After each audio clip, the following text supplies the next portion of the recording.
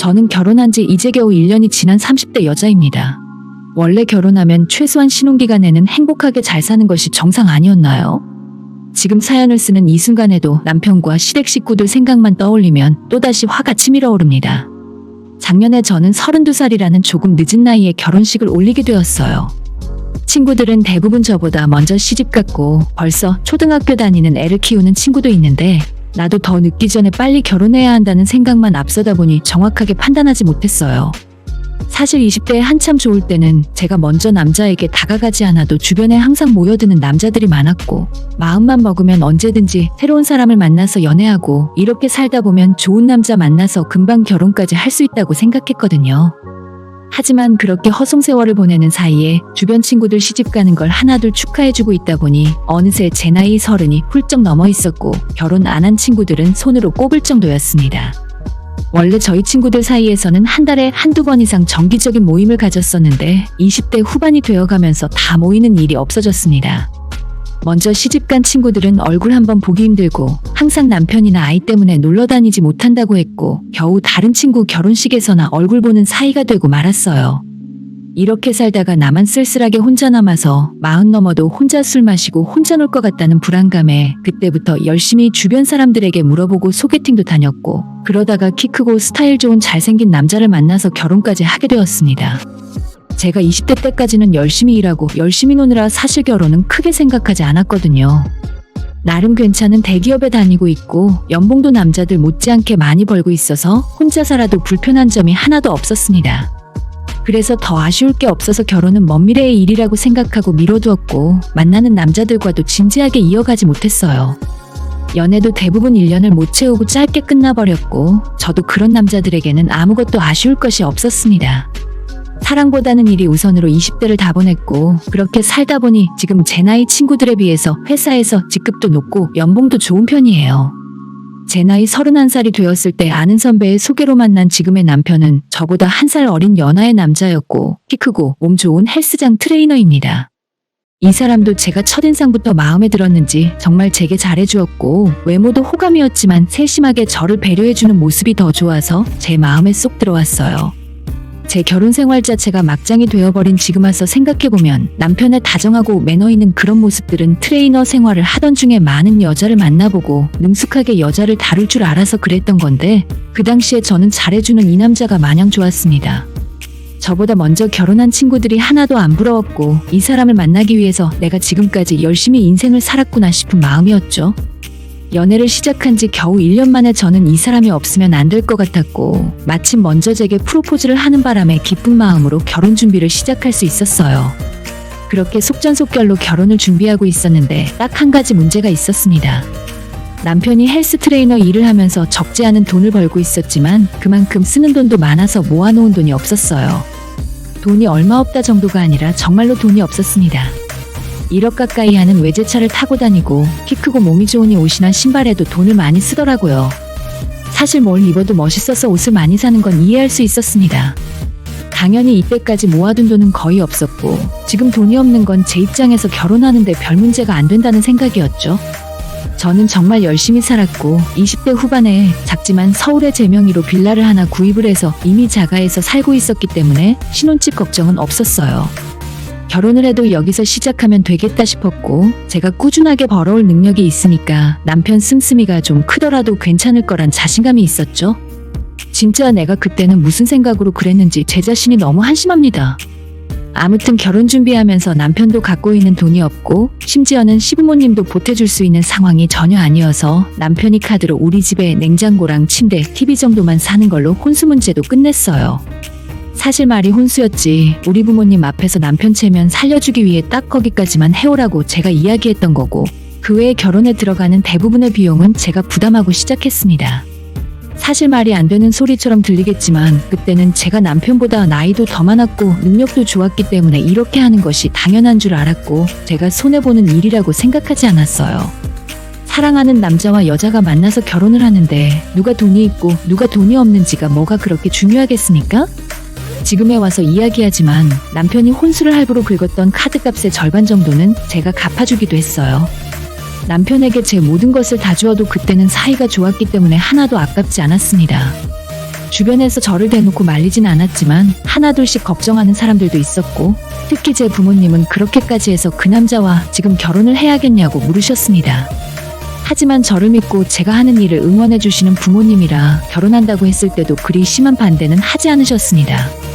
당연히 이런 식으로 시작한 결혼은 제대로 굴러갈 리 없었고, 우리는 혼인신고서에 잉크가 채 마르기도 전에 돈 문제로 삐그덕거리기 시작했어요. 일단 저를 가장 힘들게 했던 문제는 시댁 집안 자체가 대체로 능력이 없습니다. 남편은 그나마 월 수입이 적지 않았지만 그만큼 쓰는 돈도 많았죠. 원래 이 일은 재투자를 계속 해야 하는 거야. 홍보도 해야 하고 모임도 다니면서 인맥 관리도 해야 돼. 남편의 주수입은 월급이 아니라 헬스장에 운동하러 오는 사람들 중에 비싼 돈을 주고 개인 수업을 하는 사람이 있으면 거기에서 나오는 수입이 대부분이었죠. 그래서 본인이 영업을 하고 인맥 관리를 해야 한다는 말을 곧이곧대로 믿었습니다. 남편은 그렇다 치고 시댁 식구들은 정상적으로 회사 다니면서 돈 버는 사람이 없었고, 전부 그때그때 일이 있으면 단기 계약직으로 잠깐 하고 나서 번 돈으로 놀러 다니는 팔자 편한 사람들이었죠. 그래서 집안의 명절이나 경조사에 들어가는 돈도 항상 버거워했고, 그 모습을 보다 못한 제가 대신 내드린 경우도 적지 않습니다. 시부모님 기념일과 생일에 용돈도 보내드리고, 계절이 바뀔 때 옷이나 신발 같은 선물도 해드렸어요. 이도저도 여의치 않으면 백화점 상품권이라도 보내드렸죠. 시어머니, 시아버지 두 분 모두 나라에서 시키는 공공근로 일자리를 다니셨고, 그마저도 일 없는 날이 대부분이라서 집에서 쉬는 날이 많았습니다. 분명히 시댁 집안 형편에 여유가 없다는 걸 다 알고 있었는데, 제가 사드린 옷을 입고 계약직으로 잠깐 일해서 번 돈으로 전국 팔도 놀러 다니시죠. 노후 준비도 전혀 되어 있지 않고 시부모님 앞으로 집이 있는 것도 아닌데 정말 세상 편하게 사시는구나 하는 생각이 들었습니다. 남편에게는 밑으로 3살 차이 나는 어린 신우도 있었는데, 몇 년 전에 2년제 전문대를 졸업하고 아직까지 남들에게 이야기할 수 있는 직업이 없어요. 가끔 한 번씩 얼굴 볼 때마다 뭔가를 하고 싶다는 말은 계속하는데 실제로 몸을 움직이고 나가서 일을 하는 경우는 못 봤습니다. 돈이 정 필요하면 그때그때 한 달 정도 알바해서 쓰거나 급할 때는 자기 오빠를 건너뛰고 저한테 돈을 빌려달라고 전화가 옵니다. 새언니 5만 원만 보내줄 수 있어요? 나 진짜 너무 급해서 그래요.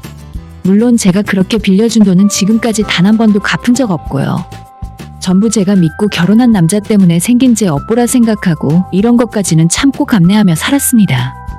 애초에 시댁 사정 어려운 거 알면서 내가 도와줘야 한다는 것도 알고 결혼했고, 이런 상황 자체를 각오했기 때문에 이 문제가 제가 남편과의 결혼 생활을 포기하고 이혼을 결심하게 만든 직접적인 원인은 아니었어요. 그런데 신우가 2-3달 전에 갑자기 결혼해야 한다며 난리를 피워댔습니다. 시부모님도 모르게 만나는 남자가 있었고, 속도 위반으로 이미 신우의 뱃속에는 아이까지 있는 상황이었습니다. 제가 남편에게 전해 듣기로는 같이 아르바이트하던 호프집에서 만난 남자였고, 두 사람은 동갑 나이에 제대로 된 직장이 없이 아르바이트로 생활하는 사람이었죠. 너무 당연하게도 두 사람 모두 모아둔 돈은 없었는데 속도 위반 때문에 어쩔 수 없이 결혼은 빠르게 해야 한다더군요. 거기까지만 봐도 답이 없다 싶어서 나는 절대 끼어들지 말아야지 생각했는데, 아니나 다를까 대뜸 저한테 신우의 결혼 비용을 보태달라 하는 겁니다. 너가 형편이 좋은 편이잖니? 다 같이 한 가족이나 마찬가지인데 너가 간단하게 조금만 도와줘라. 얼마 전 시부모님 모시고 식사하는 자리가 있었는데 거기서 갑자기 저한테 저런 소리를 하니까 정말 기분 나쁘고 저는 대답도 하기 싫어서 가만히 있었어요. 솔직히 말해서 사고를 제가 쳤으니까? 내가 친언니도 아닌데, 아니 친언니라 하더라도 요즘 동생한테 결혼 비용까지 대주는 사람이 어디 있습니까? 그나마 한 가지 다행인 건 남자 쪽 집에서 투룸빌라라도 얻어준다고 해서 집은 해결됐는데 신우 보고 간단하게 혼수만 해오라 했다네요. 두 사람이 결혼 생활 시작하려면 최소한 냉장고, 세탁기, 침대 정도는 있어야 하지 않겠습니까? 그것만 해도 1,000만 원은 우습게 넘어갈 텐데 그걸 저보고 막무가내로 해달래요. 간단한 건 제 남편이 저한테 장가 올 때 냉장고, 세탁기만 겨우 해서 온 것이 간단한 거죠. 신우는 아무것도 없이 처음부터 끝까지 모든 혼수를 저한테 다 해달라고 하는 겁니다. 제가 아무런 대답을 하지 않자 시어머니는 자꾸 우리는 한 식구라는 것을 강조하면서 서로 돕고 살아야 한다더군요. 물론 식구끼리 힘들 때 서로 돕는 건 참 좋은 일입니다. 하지만 지금까지 저는 전혀 시댁에 도움받는 것이 없었는데 일방적으로 뜯기기만 하는 기분이 드는 걸까요? 아마 신혼 초기 같았으면 제가 또 멍청하게 신우 시집 갈 때 적금까지 깨서 세탁기, 냉장고, TV에 청소기까지 주렁주렁 사줘서 들려보냈을 거예요. 하지만 제가 이 사람들한테 더 이상 뭘 해줘서는 안 되겠구나 생각하게 된 결정적인 계기가 하나 있었습니다. 남편 놈은 190 가까운 키에 허우대 멀쩡하고 헬스 트레이너라는 직업 때문에 몸도 좋으니 사람들, 특히 여자들한테 인기가 많았어요. 일을 열심히 하면 돈을 훨씬 더 많이 벌 수도 있었지만 항상 적당하게 일하고 버는 돈은 인맥 관리해야 한다며 엄한 사람한테 전부 써버리고 집안 생활비나 시댁에 들어가는 돈은 전부 제가 해결해왔습니다. 슬슬 답답해서 남편에게 언제쯤 돈을 벌어서 가져다 줄 거냐고 물어봤더니 아직은 씨를 뿌리는 시기야. 나중에 수확할 때가 되면 지금보다 훨씬 많은 돈을 벌 수 있다니까? 저와 결혼 생활하는 1년 동안에도 헬스 유튜브를 해보겠다, 헬스 관련 책을 써보겠다 하면서 이것저것 깔짝거리다가 결국 제대로 해놓은 건 아무것도 없어요. 가만히 제가 남편을 비롯해서 그 집안 온 식구를 관찰해보니까 전부 그런 식이었습니다. 뭔가 하나 붙잡고 성과가 나올 때까지 진득하게 열심히 하는 사람은 하나도 없고 전부 이거 조금 저거 조금 깔짝대면서 허송세월만 보내고 있었습니다. 처음엔 저도 제가 부족함 없이 돈은 버니까 좋은 마음으로 도와줬어요. 남편도 금방 성공하고 신우도 금방이라도 취직해서 앞가림할 것 같았고 시부모님도 열심히 사시는데 단지 운이 없어서 돈을 못 모았다고 생각했거든요. 하지만 온 가족이 얼굴에 철판을 깔았는지 시간이 지날수록 뻔뻔한 모습을 숨기지 못하고 본색을 드러내기 시작했습니다. 제가 하나를 도와주면 당연히 다음에도 그걸 도와줄 거라 생각하고 제 주머니에서 돈 나오기만을 기다리고 있었어요. 남편과 시댁 식구들은 점점 자기들이 뭐라도 되는 것처럼 당연하게 돈이나 금품을 내놓으라 요구를 했고 그런 사람들을 보며 밑빠진 독에 물 붓는 심정으로 저는 점점 지쳐가고 있었습니다. 남편과 시댁에 점점 지쳐가고 있었는데 그 와중에 남편도 자꾸 외부 모임이 많아지고 최근 들어서 밖으로 도는 날이 많아졌었죠. 요즘 너무 늦는 거 아니야? 아무리 그래도 그렇지 매일 밤마다 누굴 그렇게 만나고 다니는데? 남편은 대회 준비하는 회원이 있어서 그렇다며 운동을 도와주느라 늦었다고 변명했지만 제가 바보도 아니고 그렇게 속아 넘어갈 리 없었죠. 누가 봐도 여자 만나고 다니는 것 같았고 수상한 마음은 점점 커져갔습니다. 어느 날 남편이 쉬는 날에 옷을 잘 차려입고 친구 만나러 간다면서 술도 마시고 놀다가 늦게 들어오니 저한테 먼저 자라고 하고 나갔어요. 마침 만난다는 사람이 결혼식까지 온 친구였고 저한테도 연락처가 있는 친구라서 지금 우리 남편이랑 만나고 있냐고 전화해서 물어봤는데 당연히 남편은 그 친구와 약속도 잡지 않았더라고요. 뒤늦게 그 친구가 상황을 눈치채고 남자들의 우정으로 변명을 해주려고 했지만 모두 파악해버렸죠. 저는 그날 새벽까지 남편이 들어오기만을 뜬 눈으로 기다렸어요. 오늘 증거를 제대로 잡아서 내 집에서 내쫓던지 결단을 내야겠다는 생각을 했습니다. 새벽에 술에 취해 들어온 남편에게서 핸드폰을 뺏었더니 자기를 왜 못 믿고 의심하냐며 먼저 화를 내고 소리를 지르며 날뛰었습니다.